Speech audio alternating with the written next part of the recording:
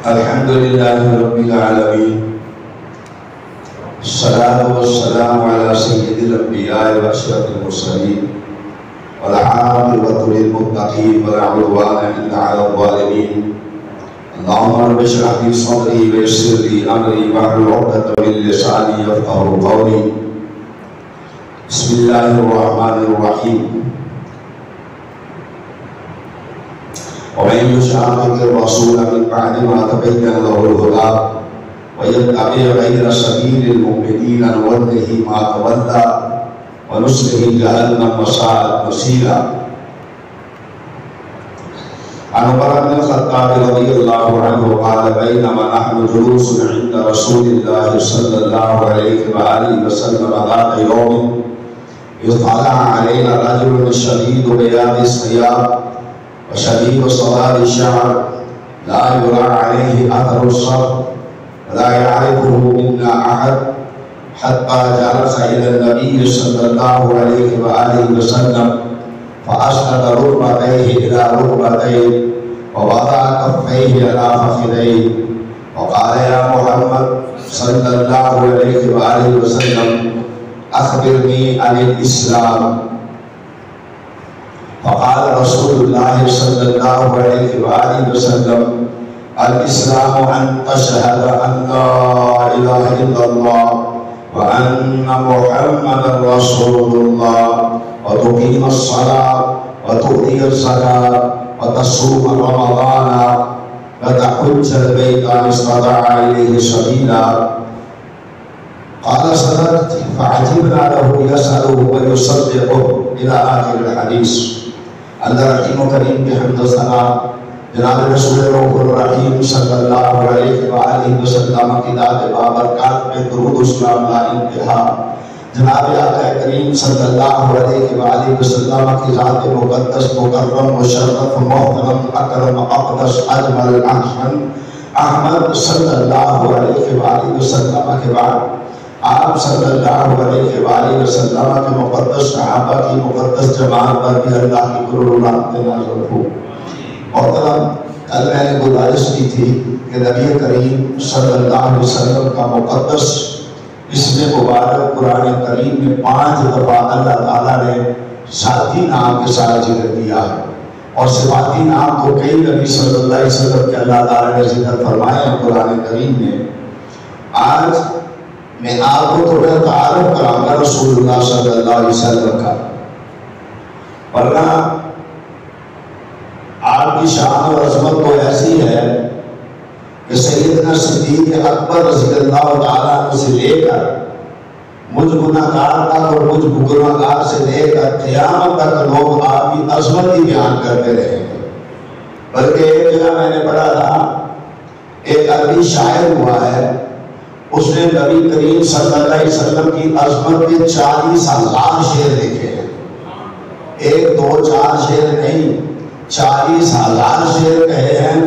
اور آخری شعر جو اس نے کہا ہے اس کا مفہوم یہ ہے کہ میری عمر تمام ہوئی، آقا آپ کی مدح حق ادا نہیں کر سکا. 40,000 شعر کہنے کے بعد کیا کہتا ہے؟ آقا میری عمر تمام ہوئی لیکن آپ کی مدحت، آپ کی نعت، آپ کی صفت، آپ کی بزرگی، آپ کی شرافت میں بیان نہیں کر سکا. 40,000 شعر کہے، یعنی ساری زندگی آپ کی مدحت ہی کرتا رہا، آپ کی نعت ہی پڑھتا رہا، آپ کی صفت ہی بیان کرتا رہا. میں اور آپ کیا بیان کریں گے؟ وہاں تو دنیا 1450 سال بیت کے لوگ آپ کی عظمت ہی بیان کر رہے ہیں، اور خوش نصیب ہیں وہ لوگ جو آپ کی عظمت بیان کرتے ہیں، اور خوش نصیب ہیں وہ لوگ جو آپ کی عظمت کو سنتے ہیں. بلکہ نبی کریم صلی اللہ علیہ وسلم کی ایک حدیث ہے، وہ میں آپ کے سامنے رکھتا ہوں، پھر بات کو آگے بڑھاتا ہوں. حضرت جابر رضی اللہ تعالیٰ عنہ ارشاد فرماتے ہیں: جاءت ملائکۃ الی النبی صلی اللہ علیہ وآلہ وسلم فقالوا انا لصاحبكم هذا مثلا فاضربوا له مثلا.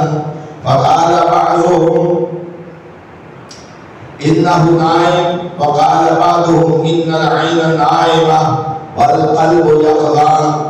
فقال مثله كمثل رجل بنى دارا وجعل فيها مأدبة وبعث داعيا فمن أجاب الداعي دخل الدار وأكل من المأدبة ومن لم يجب الداعي لم يدخل الدار ولم يأكل من المأدبة فقالوا أبدلوها لم يفقهوها قال بعضهم إنه نائم وقال بعضهم إن العين نائمة والقلب يقظان وقالوا الدار الجنة والداعي محمد صلى الله عليه وآله وسلم فمن أطاع محمدا فقد أطاع الله ومن عصى محمدا فقد عصى الله ومحمد فرق بين الناس رواه البخاری.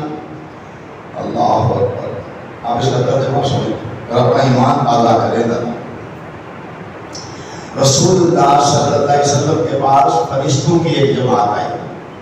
یہ حدیث کا ترجمہ میں نے شروع کیا. رسول اللہ صلی اللہ علیہ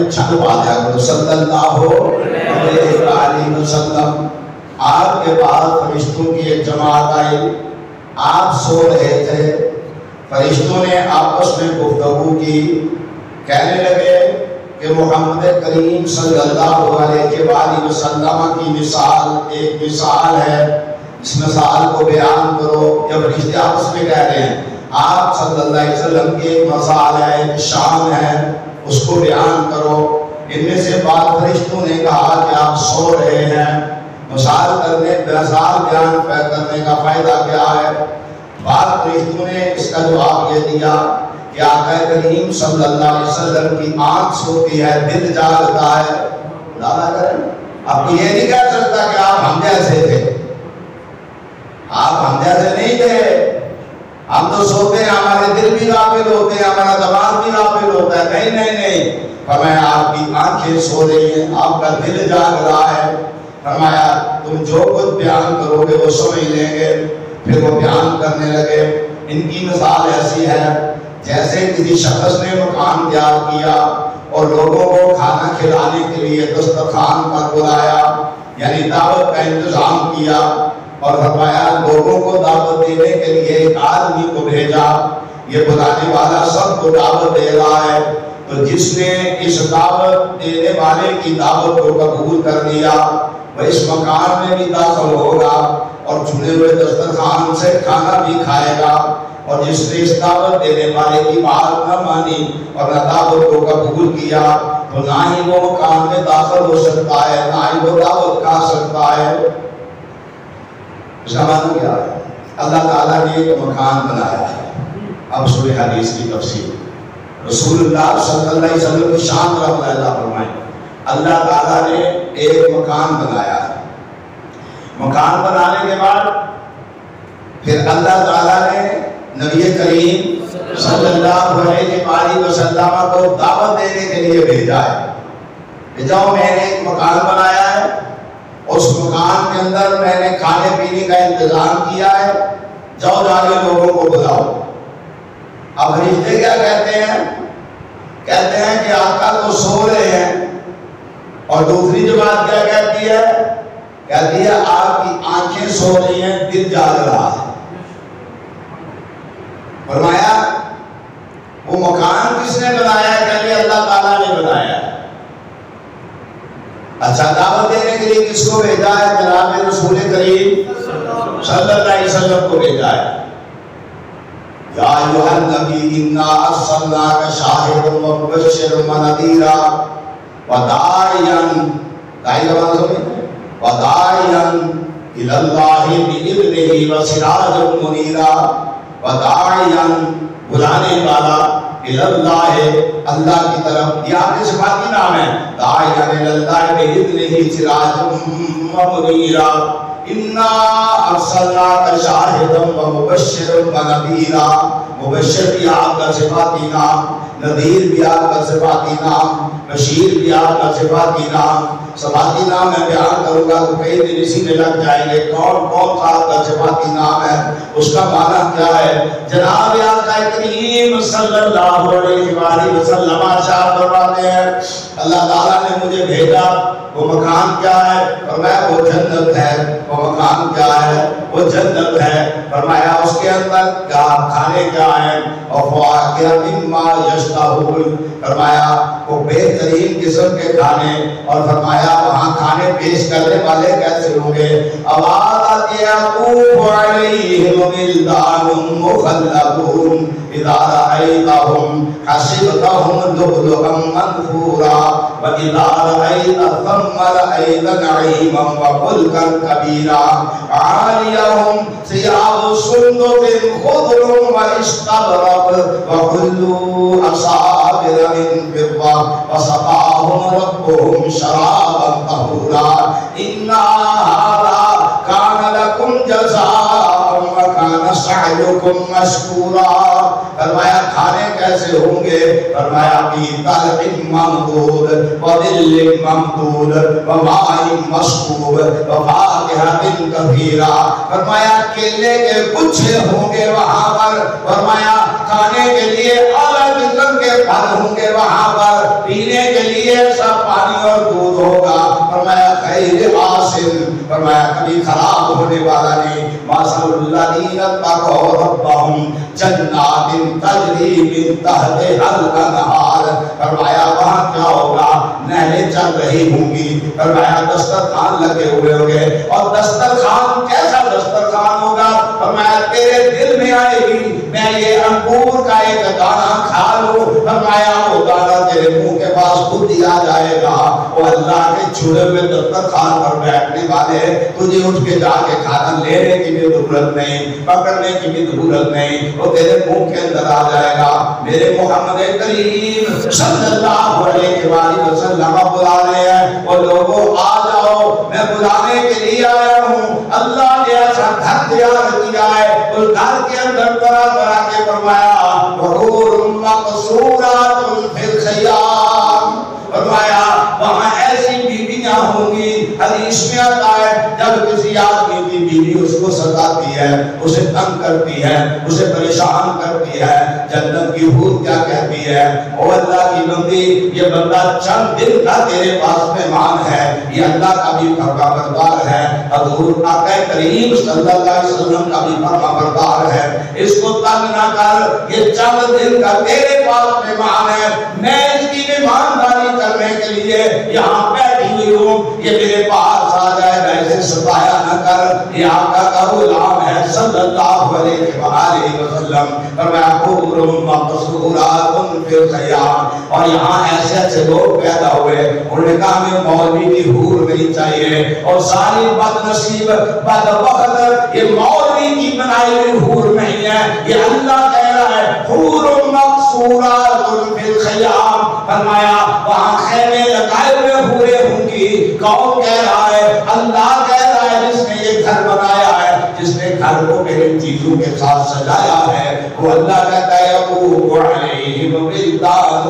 مخلدون، اللہ قسم کے خان سادے ہوں گے، اللہ قسم کے جناب اور کیا کہتے ہیں انگریزی میں سرو کرنے والے ہوں گے، سامان بہم پہنچانے والے ہوں گے، تیرے پاس جناب پینے کے لیے پانی لے کر آنے والے ہوں گے، دودھ پیش کرنے کے لیے آئیں گے تیرے پاس، ہر وقت تیری غلامی کے لیے مستعد اور تیار بیٹھے ہوئے ہوں گے۔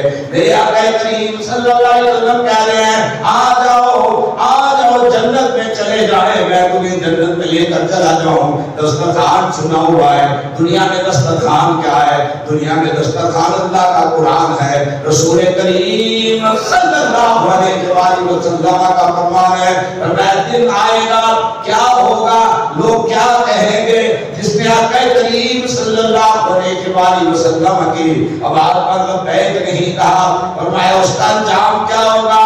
اس کا انجام یہ ہوگا، فرمایا یوم یشاقق الرسول من بعد ما تبین له الهدى ومن یشاقق الرسول من بعد ما تبین له الهدى، فرمایا وہ بندہ جس بندے کے سامنے ہدایت وعدے کر دی گئی، قرآن رکھ دیا گیا، حضور کا فرمان رکھ دیا گیا، اور یار توجہ تو فرمانا کہ ہم دعوت کر دیتے ہیں، یہ حدیث جو ہے میری زبان سے اللہ رسول کے علاوہ کوئی کلمہ آپ نے سنا ہے تو آپ کو حق پہنچتا ہے کہ آپ میرا گریبان پکڑیں اور آپ کہیں کہ تو اللہ رسول کی بات کے علاوہ کسی اور کی بات کر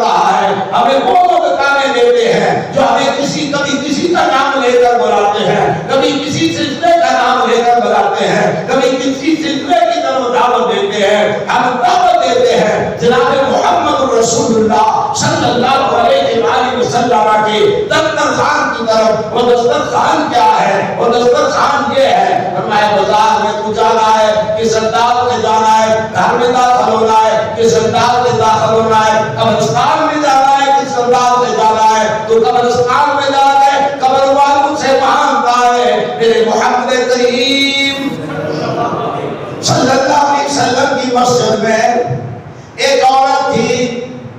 اگر میں اس عورت کا واقعہ بیان کروں نا، ویسے ایک بات آپ کو میں مبارک دیتا ہوں. ویسے آج یہ جو اشرا شروع ہو گیا نا، عید کو من النار کا ہے، جہنم سے آزادی، جہنم سے آزادی، جہنم سے آزادی کا آج کے دن شروع ہو گیا ہے. اللہ مجھے اور آپ کو بلکہ پوری امت محمد کو جہنم سے آزاد کرنا. سمجھ گئی نا بات کو؟ اگر میں اس عورت کا واقعہ بیان کروں تو نبی صلی اللہ علیہ وسلم کی امت میں ازواج مطہرات کو چھوڑ کے، اہل بیت کے اتحاد کو چھوڑ کے، خلفائے راشدین کے ازواج کو چھوڑ کے، خدا کی قسم اس عورت جیسی مثال نہیں ملتی کسی عورت کی. یہ عورت کون تھی؟ جو نبی کریم صلی اللہ علیہ وسلم کی مسجد مبارک میں جھاڑو دیا کرتی تھی. اگر میں آپ کو بتلاؤں نا، آپ کے رونگٹے کھڑے ہو جائیں. یہ کس کے پاس تھی؟ یہ کس کی لوٹی تھی؟ کیا ہوا اس گھر میں؟ اس مختصر بات سناتا ہوں. اس گھر کے اندر ان کا ایک قیمتی سامان چوری ہو گیا. جب قیمتی سامان چوری ہوا، یہ رسول اللہ کی اس وقت بھی غلام تھی، اور اس کی جناب جب تلاشی دی گئی، اس کے سارے کپڑے اتار دیے گئے، اس کی شرمگاہ کی جناب تلاشی لی گئی. جب انہیں وہ سامان کہیں اور سے ملا تو کہنے لگے ماں کیا مانگتی ہے؟ کہنے لگے مجھے آزاد کر دو، میں اپنی زندگی کے ایام محمد کریم صلی اللہ علیہ وسلم کی خدمت اطہر میں گزارنا چاہتی ہوں. یہ وہاں سے چل کے مدینہ منورہ آئی. اور لوگوں بات کو سمجھو، ہم اہل دین کس مرض کی دعا دیتے ہیں، کس مرض کا علاج کرتے ہیں. آپ نے ہمیں سمجھا ہی نہیں ہے، آپ نے ہمیں جانا ہی نہیں ہے، آپ نے ہمیں پہچانا ہی نہیں ہے، آپ نے ہمیں سمجھنے کی کوشش ہی نہیں کی ہے. یہ عورت جب مدینہ منورہ میں پہنچی ہے تو اس کا خیمہ کہاں لگوایا؟ مسجد نبی شریف میں. اور یہ عورت جھاڑو دیا کرتی تھی. کس مسجد میں؟ کس مسجد میں؟ نبی کریم کی مسجد میں صلی اللہ ہو. کہاں جھاڑو دیا کرتی تھی؟ کس مسجد میں؟ اور بولو تو صحیح نا، کس مسجد میں؟ نبی کریم. جہاں تو عام قبروں میں جا کے جھاڑو دینے والا ولی بن جاتا ہے، غوث بنا دیا جاتا ہے، قطب بنا دیا جاتا ہے، یہ جھاڑو دینے والی کس مسجد میں؟ محمد رسول اللہ کی مسجد میں صلی اللہ ہو. یہ بہت ہو گئی، بہت ہوئی. تو صحابہ نے اسے جا کے راتوں رات دفن کرتے. حکم ہے کہ جب کوئی فوت ہو جائے تو جلدی اسے دفن کرنا چاہیے. یہ جو نیا تماشا بن گیا ہے نا، 4 پیسے آ گئے لوگوں کے پاس. جیسے میں نے کل پرسوں کسی درس میں بیان کیا، قیامت کی نشانیوں میں سے ایک نشانی ہے ننگے پاؤں پھرنے والے، بڑی بڑی بلڈنگیں بنا کے، کھانا جن کے پاس نہیں ہوتا تھا جناب وہ عیاشیاں کوٹ رہے ہیں. اب تو دور بدل گیا ہے. حالانکہ حکم یہ بندہ مار جائے کیا دے اسے رکھا وہ صلاح دے گئی تو وہ کیا نہیں. فریز کا تھا کیوں کہتا منڈا بھاگو آگے گا تو دب آگے منڈا کی کر لے گا. اور میں جب کوئی فوت ہو جائے اسے جلدی دفنا دینا چاہیے. اچھا ہے تو جلدی جنت میں پہنچ جائے. اللہ سے دعا کرو اللہ خاتمہ ہمارا اچھا ہو. دعا کیا کرو اللہ خاتمہ ہمارا اچھا ہو. اللہ کلمہ شہادت نصیب کروا دے. اللہ گھڑی میں درود شریف پڑھنے کی توفیق عطا فرما دے. اللہ قرآن کے آیتوں کی تلاوت کی توفیق عطا فرما دینا.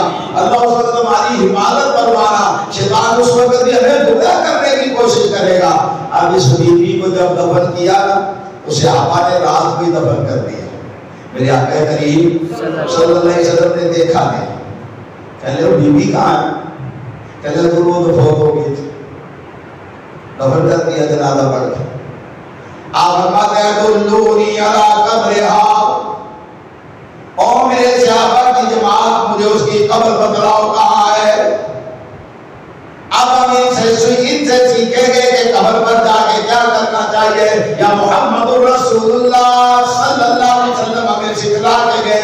یہ اللہ کی ولی عورت, نبی پاک کی مسجد کے اندر جھاڑو دینے والی عورت, حضور کی مسجد کی صفائی کرنے والی عورت, آپ فرماتے ہیں مجھے بتلایا جائے اس کی قبر کہاں ہے. آقا کریم صلی اللہ علیہ وسلم اس کی قبر پر گئے, جا کے اس نے کے لیے دعا کی. کیا دعا کی؟ اللہم اغفر لہا ورحمہا واعفہا واعف عنہا واکرم نزلہا ووسع مدخلہا. اللہ اس کو بخش دے, اللہ اس پر رحم فرما دے. اور قبرستان میں جانے کا طریقہ بھی جناب محمد رسول اللہ صلی اللہ علیہ وسلم نے سکھلا دیا.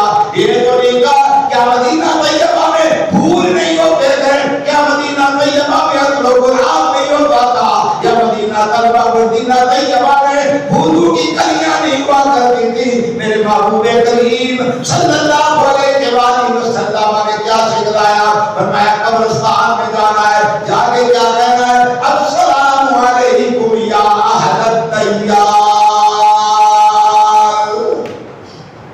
سلامتی ہو تم پر, اس قبرستان کے رہنے والوں تم پر کیا ہو. یہ دعا ہے کہ اگر تم میں سے کسی قبر میں کوئی کسی عذاب میں مبتلا ہے, اللہ اس پر سلامتیاں نازل کروا کے اسے عذاب سے نجات نصیب فرما. یہ مفہوم ہے اس کا. اور سادہ تو لوگوں نے کیا کہا, لیکن ابھی قبرستان میں جا کے سلام کہتے نہیں, وہ سنتے ہیں تو کہتے ہیں. اور بابا یہ تمہیں کس نے بتلایا اس کا یہ ترجمہ؟ جب ہم کیا قبرستان میں جا کیا کہتے ہیں؟ السلام علیکم. وہ بولو کسی ڈنڈا پھڑا, کیا کہتے ہیں؟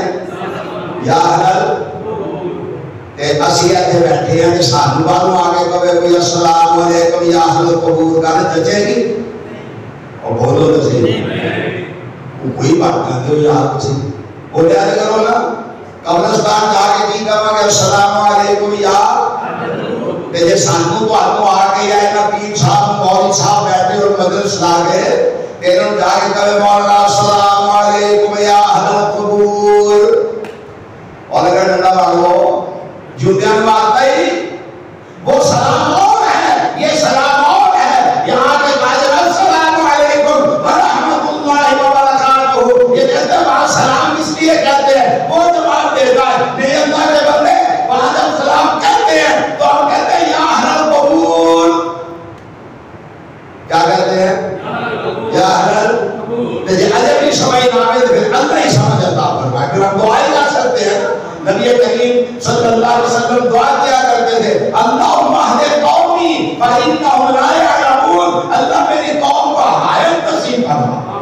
جب بتائے معلوم میں پتھر مارے تھے, میرے ایک دوست نے ایک بات کی, میں کافی دیر رات کو سوچتا رہا. کہتے جی حضرت یہ حضرات جو ہیں, یہ حضرات جو ہے نہیں سمجھتے بات, یہ حضرات آئیو کہتے جی حضرت ہو گئے ہمارے پاس حضرت عمر کے پوچھنے کے لیے کہ میں منافق تو نہیں ہوں.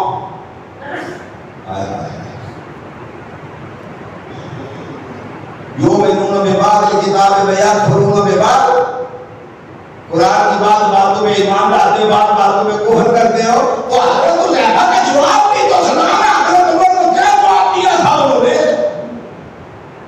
وہ کیوں نہ بدلا تھا؟ فرمایا عمر تیری تو نبی کریم صلی اللہ علیہ وسلم نے زندگی بیان کی ہے. پھر یہ تو بتاؤ نا وہ کتنے لوگ ہیں جن کا جنازہ حضرت علیہ نے نہیں پڑھا تھا. لوگوں کو گمراہ کرتے ہو. حضرت علیہ کے پاس پوچھنے کا بتلاتے ہو, یہ کا جواب نہیں بتلاتے کہ حضرت علیہ نے عمر بن خطاب رضی اللہ تعالیٰ عنہ کو کیا کہا تھا.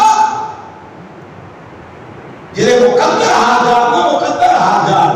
ہم اس کو گالی نہیں دیتے, گالی دینا کوئی کام نہیں ہے.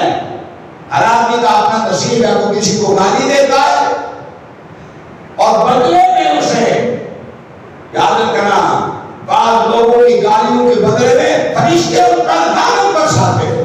ہمیں کیا کرنا ہے کسی کو گالیاں دینے کی؟ اگر حضرت حذیفہ سے جا کے یہ پوچھا, یہ بات تو کرتے ہو, یہ بات نہیں کرتے کہ حضرت حذیفہ نے کیا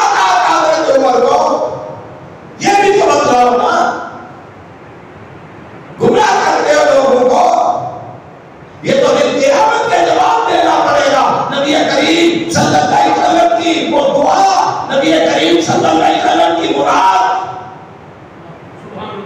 حضور کی مراد، اور کسی کو تم کر دو.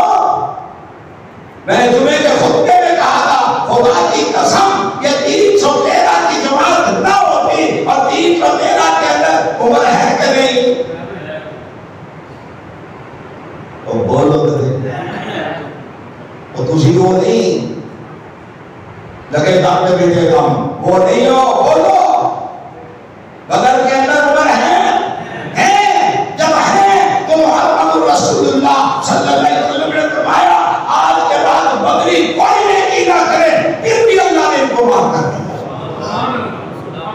ان کی غلطیاں نکال دو. انہوں نے مقدر ہار گئے میں اور کچھ نہیں کہتا.